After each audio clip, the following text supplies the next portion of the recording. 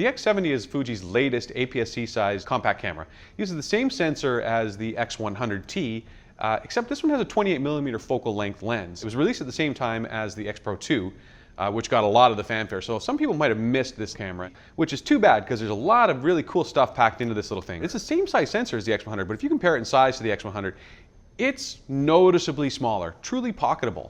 Is this just an X100 with a 28mm lens?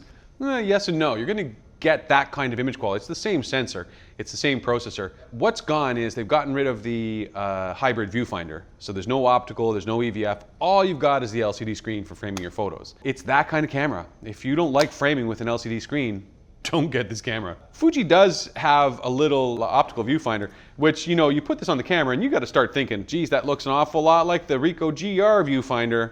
Yeah, if you are really against shooting with the LCD, it does give you an alternative. I don't know. After a couple days, I got used to shooting with the LCD, so this really, it's there if you want it, if you need it, good. But I don't really need it. I'm better than that. I like the LCD. It's articulated. You see this? There's a funny thing about articulated screens. Every time a new camera comes out that doesn't have an articulated screen, the internet lights up. Why doesn't it have an articulated screen? And frankly, as someone who's always used a viewfinder, I never really saw the need for it. But when you're in a camera like this that doesn't have a viewfinder, this offers so many more shooting possibilities. The advantage to shooting waist level with this is if I'm sitting at a corner and just sort of looking down at my camera, no one thinks I'm taking pictures. They just assume that I'm looking at pictures or setting up my camera. It's not a typical position that someone would be in to take photos, so you can get away with shooting in a lot more situations without people actually paying too much mind to you. They're still going to see you doing it. You don't become invisible because you have an articulated LCD, but it does make, it opens up a few more opportunities for shooting. It doesn't feel shitty either. Like you'd expect this to be a little flimsy, but that feels solid. I don't think that's going anywhere. The LCD has also got a touchscreen functionality, but this is Fuji's first foray into touchscreens, and it's not that great. The touchscreen gives you two options. You can touch to select your focus area, but then you have to hit the shutter button, so you're like touching and then it's a two-step thing. Or you can touch and it will focus and shoot at the same time, but it introduces about a half-second delay when you do that. There goes the decisive moment, right? Oh, just with us, let's shoot any time we want, camera. It's not really what you need. What they should have done is treated this more like cell phones. You're going to select your focus and then tap once the focus is selected. That would make this a lot more useful in terms of the, so what, it's there, it's not that great. I'm probably never going to use it. You might. I think it's terrible. Other people might like it. Next. The X70 uses an 18.5mm compact pancake lens. Look how pancakey it is. It's a pancake lens that doesn't extend or retract. The Ricoh GR has the same focal length lens, same APS, or an APS, same size sensor, but the lens extends and retracts. It's like an old school compact camera. And what that does is it sucks dust into the camera every time you turn it on and off. And the GRs are pretty much notorious for getting dust on the sensor. You got to send them back. It's a whole big ordeal to clean it. This doesn't do that. So while the camera element does move for focusing, the front element moves, the lens doesn't. So it's faster to start up. It's faster to everything. It's better because it's better. So why shoot with a 28mm focal length? You know, it's one of the go-to focal lengths for street photography. If you think of classic shooters like Winogrand, like Friedlander, Daido Moriyama, or even modern shooters like Chris Farling, the 28mm length is really one of the things that's defining their style. It forces you to get a little closer to your subjects, which creates a more dramatic separation between your main subject and the background. It just creates a sense of space that's different than a 35 or a 50mm focal length. It's something that, it's like a gateway drug, right? You start with a 28mm lens, next thing you know, you need 21mm, and you can throw an adapter on here to get to 21, but it never stops. Once you get into the wide angle game, you're hooked. If you're that kind of shooter, you're hooked. I gotta say this, I was against this when I started. I was like, 28mm, nah, I can't shoot with 28mm, but the more I used it, the more I liked it. It was fun. First it was surprising results, and then it just went on to being, hey, this just feels natural. There's some really cool dynamic focal length that is good. I like it. Shooting camera. See, the thing is this, Winogrand always said, speaking of 28mm Winogrand always used to say, you know, someone asked him, what happens when you're changing your film? He's like, no photographs happen when I'm changing my film, which is really funny because all of my best photographs happen when Gary Winogrand is changing his film. So it's been decades since. 28mm is also great if you're in tight situations where if you're shooting in crowds, like this is why a lot of the street shooters that shot on sidewalks liked it. You can be right up on top of people and still get a very wide field of view. So, this is just it's a focal length choice. It's a stylistic choice. It's one that you're gonna have to make. I like it even as an adjunct to my 35mm shooting. Like just to have this as a pocket camera makes a lot of sense to me. For times when I don't want to lug my big heavy X100 out with me, this is a nice alternative. How does this camera handle? Well, number one, I'm a big fan of using a wrist strap with this particular camera for a couple reasons. My eyes are old and tired, and if I really want to focus on this LCD, honestly, I got to hold this at an arm's length to see it. So I like being mobile. I like having it at hand.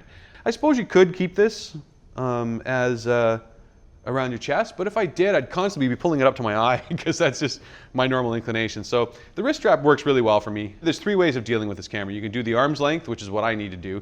The tourist method, shooting, I'm a tourist. You can do the waist level, the Vivian Maier, right? Where is my storage locker? Or you can do the spray and pray, which, you have to use this camera for a little while. You kind of understand what its field of view is, and you could sort of just point it at the scene and get a shot that's an approximation. But you got to give yourself a little bit of room for cropping on this. If you're fooling around like that, it's not going to be exact framing, so just take that into account when you shoot and in post. It's fine. Shooting, okay, LCD. So they've made a couple changes with the layout and design on this camera. Number one, you're going to notice there's no leatherette. So it's just sort of a metal exterior, which is kind of weird at first because I'm like, why doesn't this camera have leatherette? It's black. But I guess they're trying to make a statement or something. I don't know. I'd prefer leatherette, but it's not there. What they've added is the little front thumb grip. Can you see that? And it's, it's a funny thing. That combined with this little rubber bit on the back for your thumb, it gives you a really good purchase on the camera. The way that because of the way the LCD screen works and the way that it's tucked into the back, there's no way for you to really add a thumbs up unless someone comes up with one that flips up somehow. And I wouldn't put that past Lensmate. They're doing a lot of really innovative stuff, but right now it looks like there's no way to add a thumbs up to this. So got to make sure that that's good. And Fuji's kind of got you covered. That feels pretty good in the hand. Everything's a little smaller than the X100, which whenever things get smaller, you're running into problems with usability. The aperture ring, it works. It's a little fiddly. It's like, it's really tiny.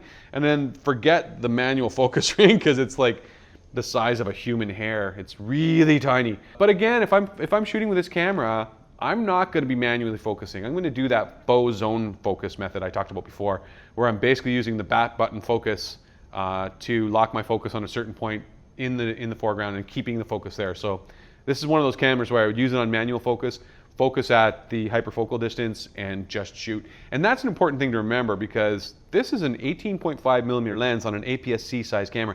The hyperfocal distance for this lens at f8 is 7 feet, which is what, 1.5 meters? I don't know, you kids with your metric, but 7 feet, which means everything from about 3.5 feet to infinity is in focus all the time.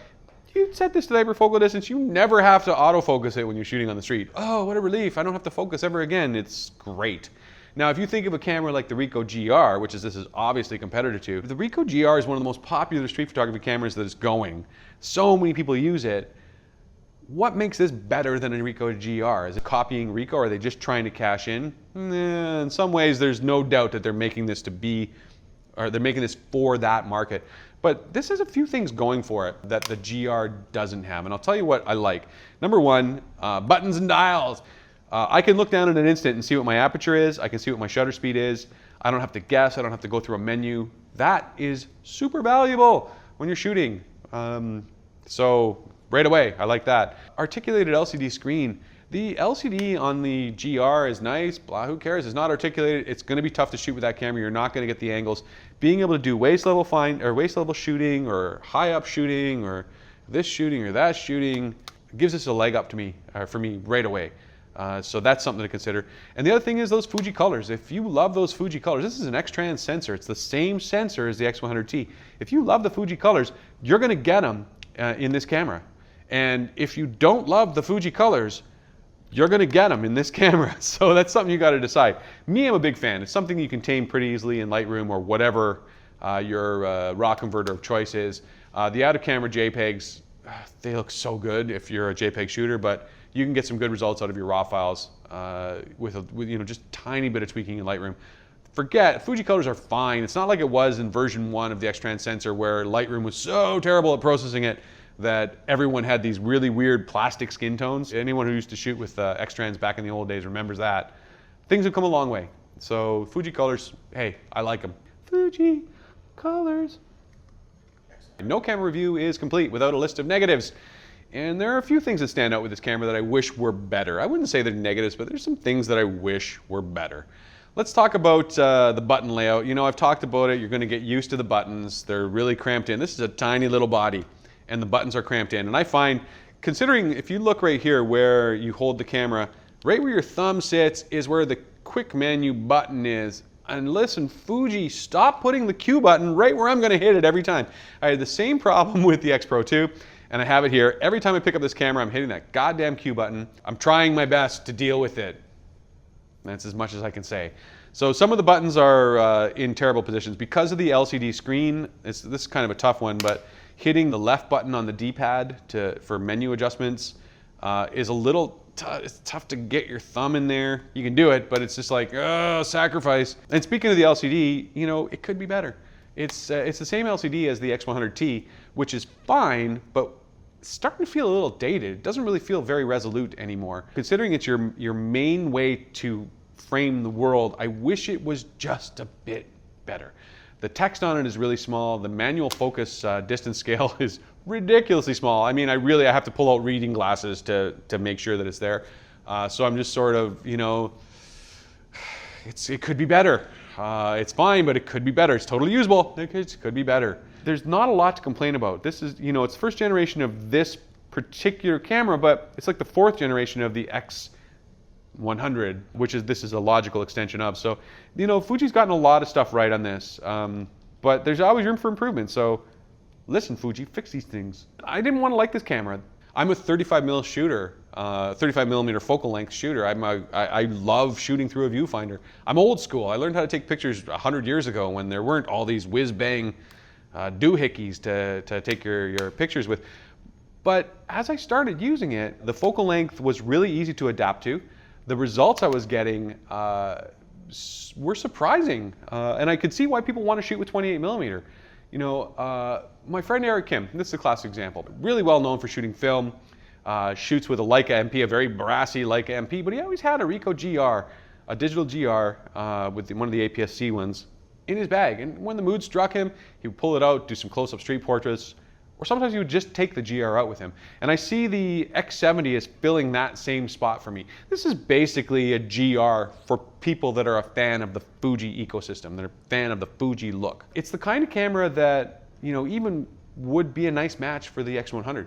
It would be a nice match for the X Pro 2. It'd be a nice match for anything. And there's absolutely no reason why this couldn't just become a primary street camera for someone interested in shooting with 28mm focal length. Still an APS-C size sensor, still a big sensor in this camera. It's tough to beat this. And the price, it's $699. The X100T is $1299 at B&H, I think, right now. It's almost half the price of an X100T, and it's the same sensor. You know, fuck, just get it. It's good. This has been another StreetShootr camera review. Don't forget to check out StreetShootr.com for more news, reviews, inspiration for street photographers like you. Now, get out there and take some pictures already. StreetShootr.